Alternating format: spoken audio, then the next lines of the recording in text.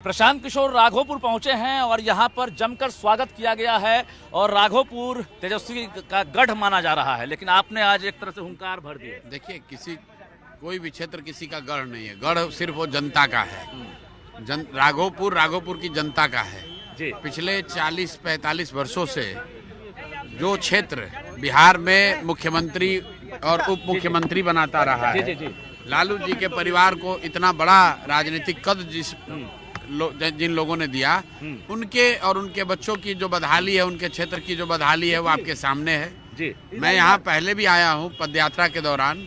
बिद्दुपुर में मैं आके रुक गया था, यहाँ आ नहीं पाया था क्योंकि यहाँ बाढ़ की वजह से जी पीपा पुल होता है और 4 महीने तक ये एरिया कोई आ भी नहीं सकता। अभी ये पुल बना है, अब हम लोग आए हैं और चूंकि आज हम यहाँ आए हैं तो एक फायदा तो राघोपुर का है कि आप जैसे पत्रकारों के माध्यम से पूरे बिहार ने, देश ने ये देखा है कि जाति, धर्म और खोखले सामाजिक न्याय के नारे पर लोग अगर वोट देंगे तो उनके क्षेत्र की, उनके बच्चों की क्या हालत है। जेसीबी से फूल बरसाए गए, लड्डू से तौला गया, उसका कोई बहुत महत्व नहीं है। ये तो राजनीति का अब एक ही सवाल सर, एक तरीके से वो राजनीतिक कर्मकांड है जी। महत्वपूर्ण ये है कि यहाँ के क्षेत्र का सुधार हो।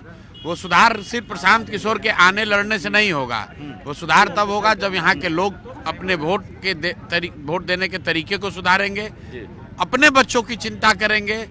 लालू जी का लड़का क्या करता है, प्रशांत किशोर क्या करते हैं, इसका महत्व नहीं है। महत्व इसका है कि यहाँ के आपके बच्चे क्या करते हैं। आप चुनाव लड़ रहे हैं कि नहीं? आप यहाँ के लोगों से सारी बातचीत कर लिया, बात करेंगे जो दूसरे क्षेत्रों के लिए लागू है, जो दूसरे संभावित प्रत्याशियों के लिए लागू है, मेरे पे भी लागू है। करेंगे सर? मुझे खुलासा नहीं करना है। मैं अब जो मेरा अनुभव है ये कल कमेटी के सामने रखा जाएगा। 1 या 2 दिन में इसकी घोषणा हो जाएगी। अमेठी की तुलना आपने की है तेजस्वी कि राहुल गांधी वाला हाल हो जाएगा। देखिए, मैंने ये कहा कि अगर तेजस्वी यादव अब राघोपुर छोड़कर दूसरे क्षेत्र में जाएंगे तो इसका मतलब है कि पहले दिन ही उन्होंने हार स्वीकार कर ली जी। तो पहले तो तेजस्वी यादव जी को ये बोलना है कि किसी भी हालत में मैं राघोपुर छोड़कर दूसरे क्षेत्र से नहीं लड़ूंगा जी। और अगर उन्होंने दूसरा क्षेत्र चुना तो इसका मतलब है कि उन्होंने राघोपुर से जन स्वराज के सामने हार मान ली है। हम लोग तो आज आए हैं, राघोपुर की जनता का जीत होना है, चाहे तेजस्वी यादव जीते या जन स्वराज जीतेगी राघोपुर की जनता, क्योंकि अब राघोपुर पर फोकस हो गया है। पूरा देश विदेश, सारी मीडिया, लोकल मीडिया अब राघोपुर की समस्या के बारे में बात करेगी।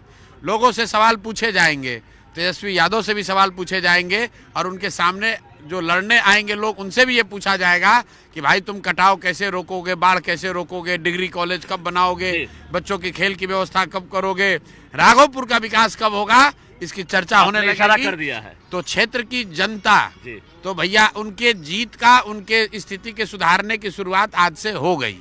चलिए, प्रशांत किशोर ने इशारा कर दिया है कि राघोपुर की जनता तय करेगी, लेकिन इन्होंने साफ कह दिया है कि तेजस्वी यादव के लिए मुश्किल होगी, क्योंकि प्रशांत किशोर ने यहां से अभियान की शुरुआत कर दी है और जो भी कमियां हैं वो इनको अब दिखने लगी है, जनता खुलकर इनके सामने कहने लगी है। हालांकि खुद के चुनाव लड़ने को लेकर प्रशांत किशोर ने अभी खुलासा नहीं किया है, लेकिन ये इशारा दिया है कि कल पार्टी की महत्वपूर्ण बैठक है, पार्टी जो फैसला लेगी प्रशांत किशोर को मंजूर होगा।